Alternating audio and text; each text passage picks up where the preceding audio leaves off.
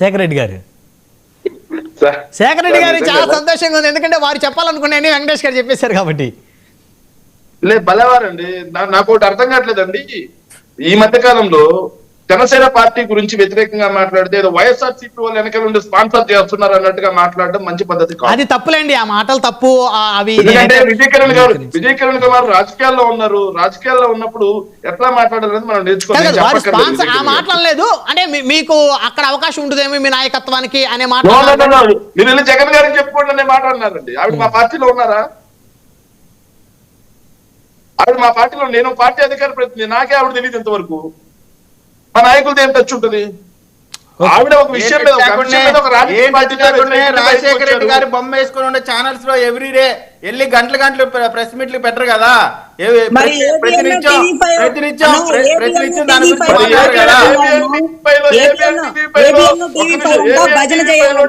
తీసుకెళ్ళి కూర్చోబెట్టారా? మా party MP కదా,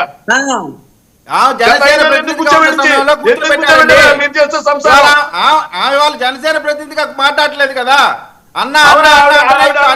వెంకటేష్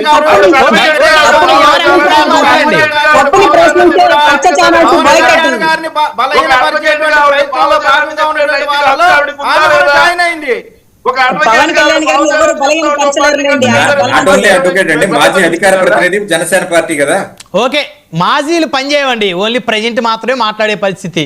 ఆవిడ ఒక అడ్వకేట్ గా సమాజం మీద బాధ్యత ఉండే వ్యక్తిగా ఆవిడ భావజాలం చెప్పగలిగే నైతిక హక్కు ఆవిడకు ఉందా? ఖచ్చితంగా ఉంది, లేదని ఎవరన్నారు?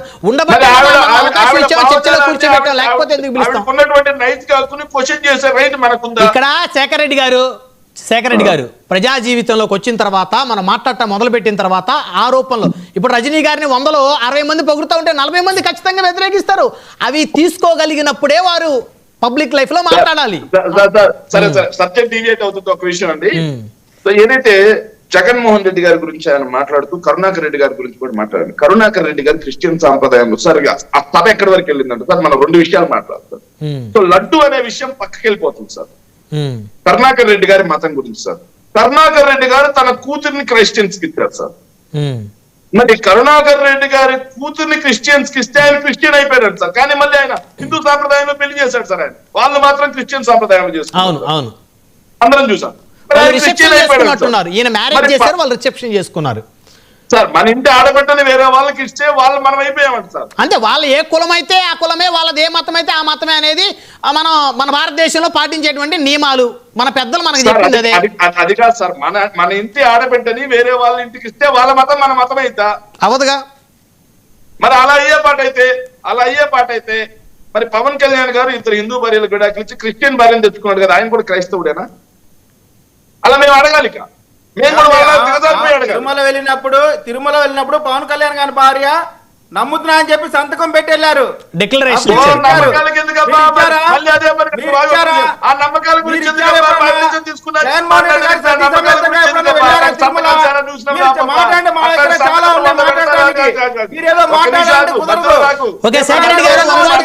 సమయం లేదు, ప్లీజ్ దయచేసి one word conclusion. Shekhar Reddy garu 1 word conclusion please. Vijay గారు మీకు నెక్స్ట్ ఇస్తాను, దయచేసి సహకరించండి, సమయం తక్కువ ఉంది, లేకపోతే వారే తినేస్తారు, సమయం మొత్తం క్లోజ్ చేయాల్సి వస్తుంది మనం. Shekhar Reddy garu 1 word conclusion please.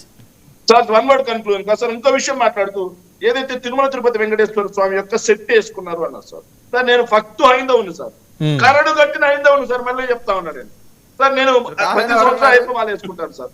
ప్రతి సంవత్సరం అయ్యప్ప మాల వేసుకుంటాను. అయ్యప్ప మాల వేసుకుంటే అయ్యప్ప స్వామి యొక్క టెంపుల్ సెటప్ వేసుకొని వేలాది మంది అయ్యప్ప స్వామి భక్తులు అయ్యప్ప స్వామి పడిపూజ చేస్తారు sir. Ayyappa Swamy temple same as it is set వేసుకోండి సార్. మరి వాళ్ళంతా అయ్యప్ప స్వామిని వ్యతిరేకించినట్ట, అయ్యప్ప స్వామిని కించపరిచినట్ట ఇంకొక చిన్న ఫోటో బాగుంటుంది సార్. చెప్పడానికి ఒక్క నిమిషం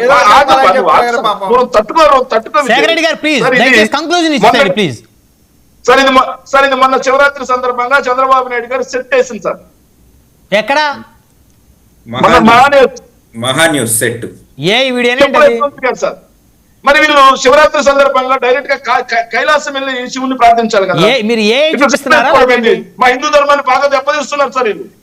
డీప్ ఫేక్ కైలాసం వెళ్ళాలి, నాట్ అలౌడ్. కైలాసం వెళ్ళకుండా ఇలా శివుడు సెట్ వేసి మా శివుణ్ణి దెబ్బతీస్తున్నారు సార్, మా హిందూ ధర్మాన్ని శేఖర్ రెడ్డి గారు నాకు అర్థం, మీరు ఏం చెప్పదలుచుకున్నారు ఇప్పుడు. ఓకే నేను హైందవుడిగా చెప్తున్నాను సార్. శేఖర్ రెడ్డి గారు సహకరించారు, మీకు ఎక్కువ సమయం ఇచ్చారు, ప్యానెల్లో నలుగురు ఉన్నారు, దయచేసి ఆగండి. ముఖ్యమంత్రిగా ఉండి తిరుమల దేవస్థానంకి వెళ్లి చేయాల్సినటువంటి కార్యక్రమాలు ఆయన ప్యాలెస్ లో సెట్ వేసుకోవడానికి సెట్టింగ్ వేసుకోవడానికి డిఫరెన్స్ కూడా తెలియనటువంటి దయనీయమైన పరిస్థితిలో ఉన్నారు. ఆయన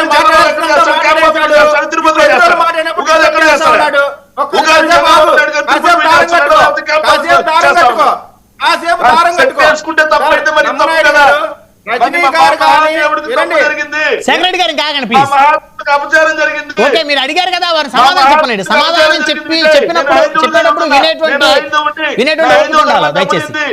చెప్పు ఇప్పుడు సమాధానం. ఓకే, ఆగండి నేను హైందవుడిని. ఆగండి సార్, చెప్పారు కదా 10 సార్లు. దేవస్థానంలో పంచాంగ సమాధానం చెప్పే సమయం ఇవ్వరా? 10 సార్లు అడిగారు కదా, ఒక నిమిషం ఆగండి, చెప్పండి సార్, మీరు చెప్పండి. విజయ్ గారు ఇచ్చేకినట్టుంది. బోడిగుండుకి అయ్యప్ప స్వామి మాల వేసుకున్నప్పుడు పూజ పెట్టుకోవడానికి జగన్మోహన్ రెడ్డి గారు ఇంట్లో సెట్ చేసుకోవడానికి సంబంధం ఉన్నాయా? నీకు అర్థం కావట్లేదు, ఏం మాట్లాడాలో కూడా. ఏం మాట్లాడాలో అర్థం కాదు. బ్రహ్మనాయుడు గారు విజయ్ గారు కంక్లూజన్ ఇచ్చారు. విజయ్ గారు, శేఖర్ రెడ్డి గారు దయచేసి డిస్టర్బ్ చేస్తారు మీరు. అమ్మ నాన్న ప్రేమకు పుట్టావా, మతం కులానికి ఆగండి సార్. శేఖర్ రెడ్డి గారు మీరు ఆగండి. పుట్టావా లేకపోతే మతానికి కులానికి పుట్టావా? విజయ్ గారు దాన్ని మతానికి ముఖ్యమైన సంస్కృతి ఉన్నటువంటి వైఎస్ఆర్ కాంగ్రెస్ పార్టీ అశుద్ధం తింటుందా అర్థం కావట్లేదు.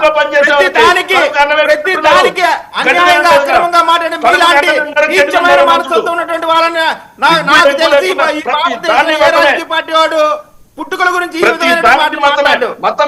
ఇటువంటి మాటలు ఎవడు మాట్లాడు, అశుద్ధం తినేవాడు మాత్రమే మాట్లాడతాడు.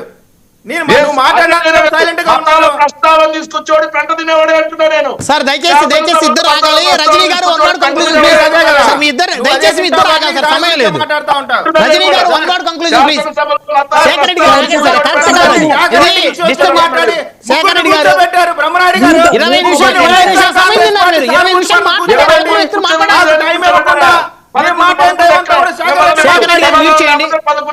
సార్ మీరు కరెక్ట్ శేఖర్ రెడ్డి గారు, మీరు అడగాల్సింది అడిగారు, అవతల వ్యక్తి సమాధానం చెప్పారు.